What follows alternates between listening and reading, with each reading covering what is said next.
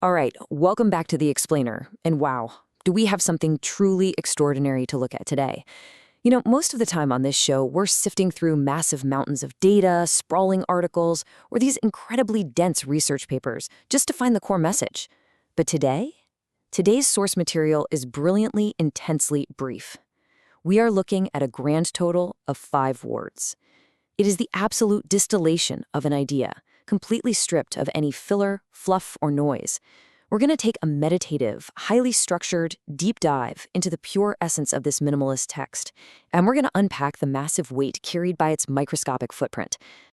Okay, let's just dive right into this. Here is our entire source text. Bodybuilding exercise at home. This is our cold open, our absolute and only focus today. In an era of total information overload, this raw, unfiltered sentence fragment somehow stands completely on its own.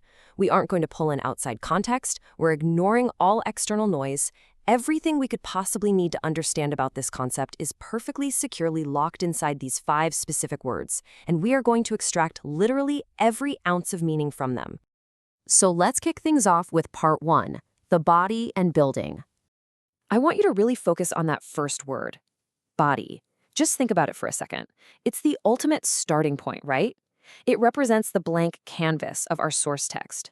Before there is any movement, before there is a location, there is simply the physical form. It's static, it just is.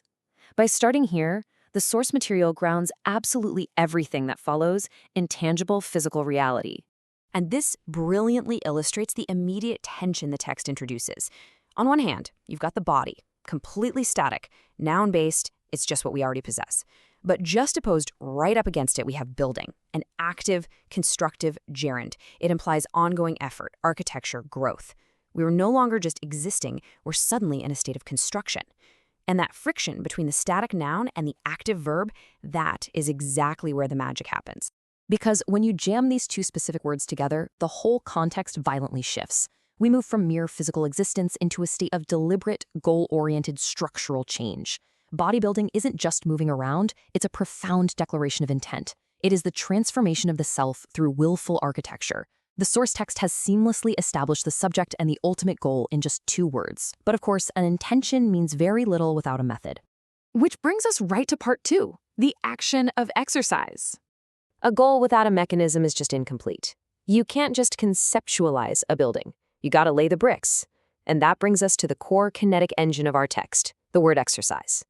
This single word bridges the massive gap between the theoretical concept of building a body and the actual physical reality of making it happen. It's the sweat, the movement, the repetition. Without this word, those first 2 words are honestly just a dream. But what does this action actually entail when you strip away all other context? Are we talking about throwing around heavy iron plates or just waving our arms in the air? The stark minimalism of our information is almost funny in its ambiguity. It demands that you, the reader, fill in the blanks. The text doesn't hold our hand and give us a step-by-step routine. It just delivers this universal mandate. You must exercise. The specifics, left entirely up to the imagination. Look at how these 3 words create a completely self-sustaining conceptual loop. You've got your subject, your goal, and your method. Boom. Syntactically and logically, the thought is practically finished right here.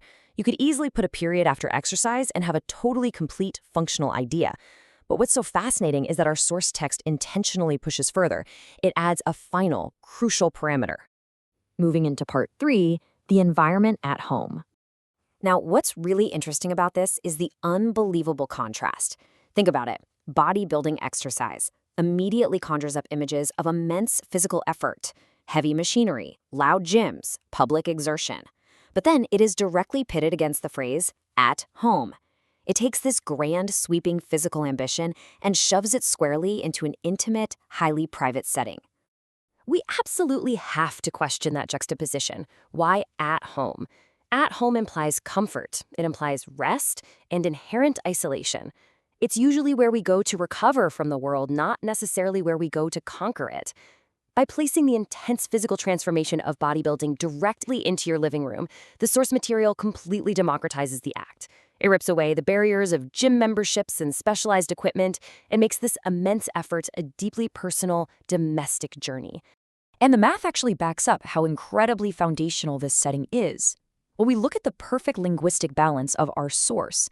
The words at and home take up exactly 40% of the total textual space. They command nearly half of the semantic weight. That proves mathematically that according to the source, the setting is just as vital as the action itself. The environment isn't an afterthought, it is a core pillar of the entire philosophy. All right, let's pull it all together in part 4, the complete phrase synthesized.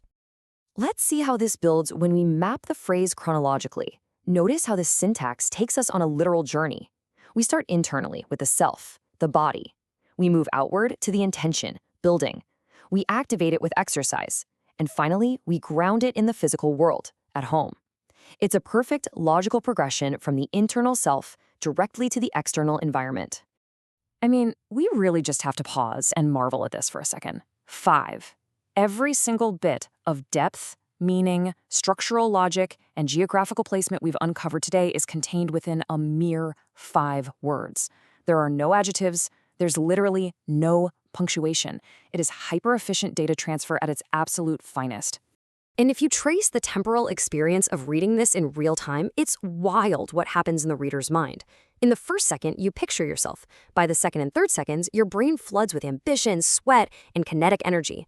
But then, by the fourth second, the meaning violently evolves, snapping you right back to your domestic reality. The entire emotional arc of ambition, effort, and comfortable isolation happens in the span of a single breath.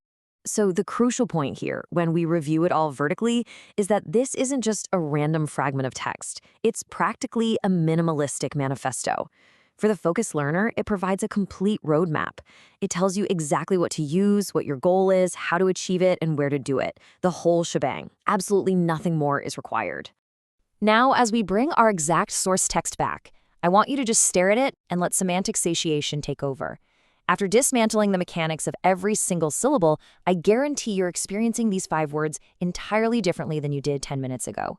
What once looked like a basic search query now reveals itself as a highly structured, perfectly balanced equation of human potential and environmental constraint. Which leads us to a pretty provocative final thought. In our endless obsession with finding the perfect routine, or the absolute newest gym equipment, or the most complex fitness paradigms out there, we usually just get totally lost in the noise. When you strip away all the marketing and all the excess, you're left with the bare bones of transformation. So I gotta ask you, when it comes down to it, are these 5 words literally the only instruction we ever truly needed? Think about it. Thanks for joining me on this explainer, and I'll catch you on the next one.